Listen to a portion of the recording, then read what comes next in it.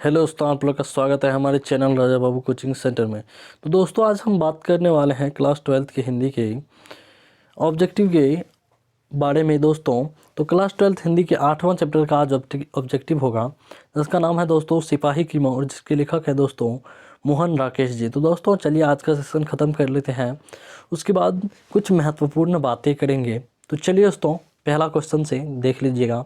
तो पहला क्वेश्चन क्या कह रहा है कि सिपाही की माँ एकांकी के लेखक कौन है। पूछा जा रहा है 1 नंबर क्वेश्चन में कि सिपाही की माँ जो है ये एक एकांकी है और इसके लेखक महोदय का जी का नाम बताइएगा। तो दोस्तों इसका नाम है मोहन राकेश जी। याद रखिएगा सिपाही की माँ एक एकांकी है और इसके लेखक मोहन राकेश जी हैं। तो चलिए 2 नंबर क्वेश्चन देखते हैं। बिस्नी किस एकांकी का पात्रा है। दोस्तों बिस्नी एक एकांकी है और इसका पात्रा पूछ रहा है। तो चलिए इसका जान लेते हैं आंसर। तो इसका होता है दोस्तों सिपाही की माँ। तो दोस्तों बिस्नी एक एकांकी मतलब पूछ रहा है, सॉरी देखिएगा 2 नंबर क्वेश्चन फिर से गलत हो रहा है भाई साहब। तो चलिए एक बार 2 नंबर क्वेश्चन देखिएगा फिर से। देखिए 2 नंबर क्वेश्चन क्या कह रहा है कि बिस्नी किस एकांकी की पात्रा है। किस एकांकी की पात्रा है, मैंने क्या बोला था यहाँ पे बोला था सिपाही की माँ की एकांकी है दोस्तों, मैंने बोला था। तो देखिए उसी से पूछ रहा है कि बिस्नी किस एकांकी का पात्रा है। तो दोस्तों सिपाही की माँ एक एकांकी है और इसी का पात्रा कौन है, बिस्नी है, ठीक ना, याद रखिएगा विस्नी, बिस्नी नहीं विस्नी। चलिए आगे की ओर बढ़ते हैं और देखते हैं 3 नंबर क्वेश्चन क्या कह रहा है।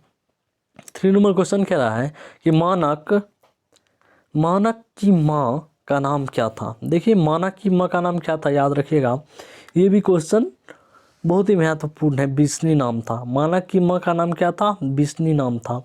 चलिए 4 नंबर क्वेश्चन देखते हैं और आगे की ओर बढ़ते हैं। मानक किसु युद्ध में सिपाही के रूप में लड़ने वर्मा गया था। पूछ रहा है एक बार फिर से देखिएगा।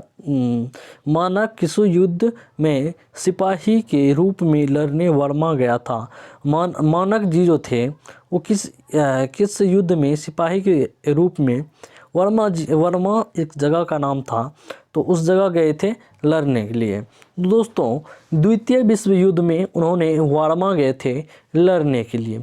चलिए 5 नंबर क्वेश्चन देखिएगा क्या कह रहा है कि सिपाही की माँ एकांकी में किसकी कथा वस्तु प्रस्तुत की गई है। तो दोस्तों याद रखिएगा माँ और बेटी की, किसका, माँ और बेटी का। चलिए माँ और बेटी का सिपाही की माँ में जो है एकांकी मतलब कथा वस्तु कही गई है, प्रस्तुत की गई है, यही बात है, सेम बात है। चलिए 6 नंबर क्वेश्चन देखिए। ये सब क्वेश्चन बहुत ही ज़्यादा महत्वपूर्ण है, याद रखिएगा ये सब क्वेश्चन आपके बिहार बोर्ड में 100% फंसे जाने वाले क्वेश्चन है। तो दोस्तों आपका भाई है, तो आपको भाई का सिर्फ एक ही काम करना है, सपोर्ट करते रहिए, सब्सक्राइब कर दीजिए, बेल आइकन को प्रेस कर लीजिएगा। चलिए 6 नंबर क्वेश्चन देखिएगा कि मोहन राकेश किस पात्रिका के संपादक रहे हैं। तो दोस्तों ये सारिका के संपादक रहे थे। दोस्तों ये सब जो ऑब्जेक्टिव है ये हिंदी टारगेट से एक आप गूगल पे जाके सर्च कीजिएगा, तो हिंदी टारगेट सर्च कीजिएगा तो ये सारा ऑब्जेक्टिव आपको मिल जाएगा। तो दोस्तों याद रखिएगा हिंदी टारगेट वही भाई का ये है सारा ऑब्जेक्टिव। मैं ओनली वीडियो बना रहा हूँ ताकि मुझे भी याद हो जाए और आप लोग का भी कुछ ना कुछ सहायता हो जाए। तो चलिए आगे की ओर बढ़ते हैं और देखते हैं 7 नंबर क्वेश्चन। 7 नंबर क्वेश्चन में क्या कह रहा है कि मनी डाक गाड़ी के पीछे क्यों जाती है। देखिए मनी डाक गाड़ी के पीछे क्यों जाती है। तो दोस्तों ये चिट्ठी के लिए गई थी, ठीक ना, याद रखिएगा मनी डाक गाड़ी के पीछे गई थी चिट्ठी लाने के लिए, ठीक ना। 8 नंबर क्वेश्चन देखिएगा क्या कह रहा है कि डाक गाड़ी के पीछे चिट्ठी के लिए कौन जाती है। तो याद रखिएगा कौन गई थी, मुन्नी गई थी। कौन गई थी, मुन्नी या मनी, वो एक ही बात है, मतलब थोड़ा बहुत डिफरेंस कर दिया जाता है। ये टाइपिंग जो महोदय किए हुए हैं उन्होंने थोड़ा अलग अलग, आपकी परीक्षा में इसी तरह लिखा रहेगा, याद रखिएगा इस तरह, ठीक ना। तो चलिए आगे की ओर बढ़ते हैं और देखते हैं मानक बिस्नी से दूध की जगह क्या मांगता है। 9 नंबर क्वेश्चन देखिएगा भाई साहब कि मानक बिस्नी से दूध की जगह पे क्या मांगता है, वो पानी मांगता है। याद रखिएगा पानी मांगता है। ये कहानी बहुत ही रोमांचक है, मैंने पढ़ा भी था और आप लोग को भी शायद पढ़ाया भी हूँ। आप हमारे यूट्यूब चैनल पर जाके देख सकते हैं, प्लेलिस्ट में जाके हिंदी दिगंत 12 होगा तो उसमें 8वां चैप्टर देख लीजिएगा, ठीक ना। बहुत ही अच्छा कहानी है। तो चलिए पानी दिया था। बहुत ही अच्छा कहानी मुझे लगा, ठीक ना।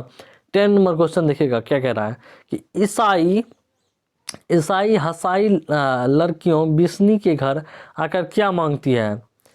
तो दोस्तों वे चावल और दाल मांगते हैं, याद रखिएगा, चावल और दाल मांगते हैं। देखिए 11 नंबर क्वेश्चन क्या कह रहा है कि 13 दिनों तक हम लोग भूखे प्यासे जंगली रास्ते में चलते रहे, यह किसने कहा है। तो दोस्तों ये ईसाई लड़की ने कहा था, ठीक ना।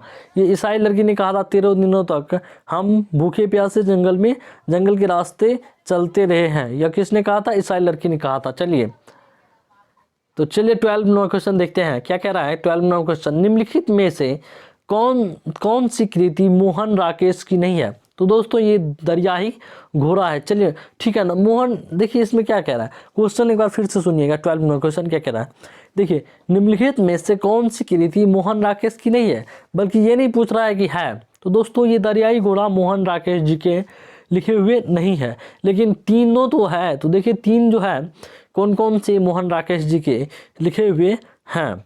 तो देखिएगा, देखिए पहला है ईसाई के खंडहर, ये जो है मोहन राकेश जी ने लिखा है। फौलाद का आकाश, ये भी लिखा है। आषाढ़ का एक दिन, ये भी लिखा है। तो दोस्तों ये तीनों आपको याद रखना है, दरियाई घोड़ा याद नहीं रखना है, ठीक ना। ये तीनों याद रखिएगा, ऑटोमेटिकली आपका हो जाएगा। चलिए 13 नंबर क्वेश्चन देखिएगा क्या कह रहा है कि निम्नलिखित में से कौन सी रचना मोहन राकेश की है। तो दोस्तों न आने वाला कल, याद रखिएगा, मोहन राकेश की रचना है न आने वाला कल। तो इसमें पूछ रहा है, उसमें पूछ रहा था नहीं। तो दोस्तों ये और 3 जो ऑप्शन में, इसको याद रखने की कोई ज़रूरत नहीं है, ठीक ना। तो देखिए 14 नंबर क्या कह रहा है कि किसकी माँ पागल हो गई थी। सिपाही की माँ जो है ना पागल हो गई थी, ठीक ना, याद रखिएगा, सिपाही की माँ पागल हो गई थी। तो चलिए 15 नंबर क्वेश्चन देखिए कि मुन्नी की उम्र कितनी थी। मुन्नी की उम्र कितनी थी, ये भी क्वेश्चन बहुत ही ज़्यादा महत्वपूर्ण है। आपके बिहार बोर्ड में कई बार ये क्वेश्चन पूछा गया है कि मुन्नी की उम्र कितनी हो गई थी। तो मुन्नी की उम्र 14 वर्ष थी, ठीक ना, याद रखिएगा, कितनी वर्ष थी मुन्नी की उम्र, 14 वर्ष थी। देखिए 16 नंबर क्वेश्चन क्या कह रहा है कि निम्नलिखित में से विष्णु की प्रोसी कौन था, या प्रोसिन कौन थी, या कौन है। तो दोस्तों कुंती जी थे, याद रखेगा, कुंती जी थे विष्णु के प्रोसिन, याद रखे, प्रोसी या प्रोसिन जो बोलिएगा।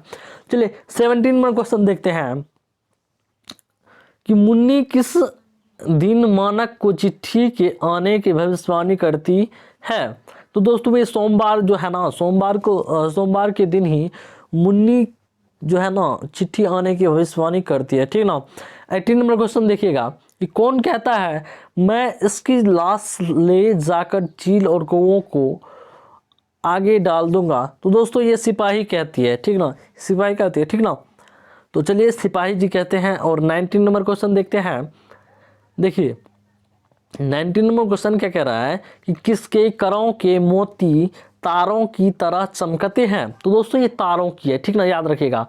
और चलिए 20 नंबर क्वेश्चन देखते हैं। किस पाठ में यह उद्धरण आया है कि फौजी वहां लड़ने के लिए हैं, वे भाग नहीं सकते, जो फौज छोड़कर भागता है उसे गोली मार दी जाती है, सिपाही की माँ कहती है, ठीक ना।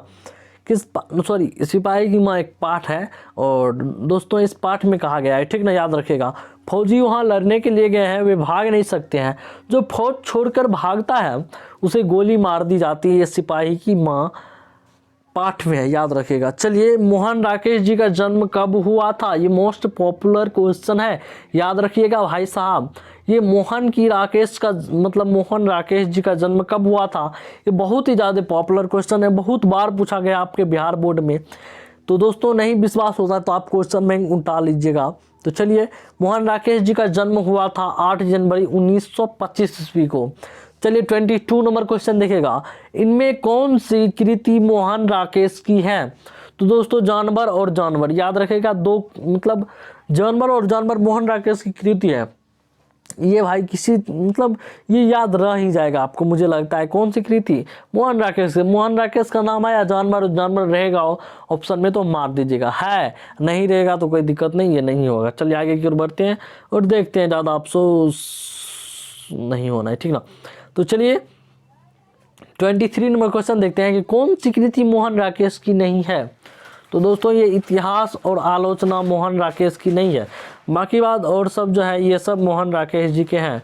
जैसे एक और जिंदगी, अंधेरे, बंद कमरे, आधे अधूरे। चलिए 24 नंबर क्वेश्चन देखते हैं कि सिपाही की मां किस एकांकी संग्रह से लिया गया है। तो ये अंडे के छिलके तथा अन्य एकांकी से लिया गया है, याद रखिएगा। चलिए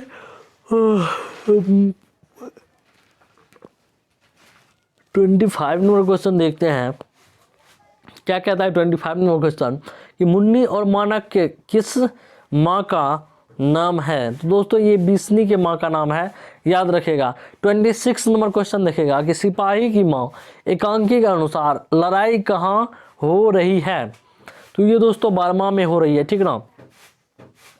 27 नंबर क्वेश्चन देखिएगा क्या कह रहा है कि मोहन राकेश किस की एकांकी का शीर्षक है।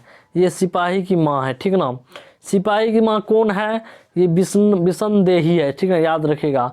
29 नंबर क्वेश्चन कह रहा है कि सिपाही की माँ एकांकी में कुंती कौन है। ये प्रोसीन है, याद रखिएगा। प्रोसीन सिपाही की माँ में कुंती प्रोसी था, ठीक ना। प्रोसीन या प्रोसीन जो बोलिएगा, प्रोसी या प्रोसीन जो बोलिए, ठीक है वही। तो चलिए आगे की ओर बढ़ते हैं और देखते हैं रवेश जो होता है। तो ये दोस्तों मोटे सूत की बनी चादर, ठीक ना। तो चलिए 31 नंबर क्वेश्चन देखते हैं, ये लास्ट क्वेश्चन है आज का, फिर मिलेंगे अगले दिन अगले। तो पहले ये ख़त्म कर लेते हैं, उसके बाद बात करते हैं।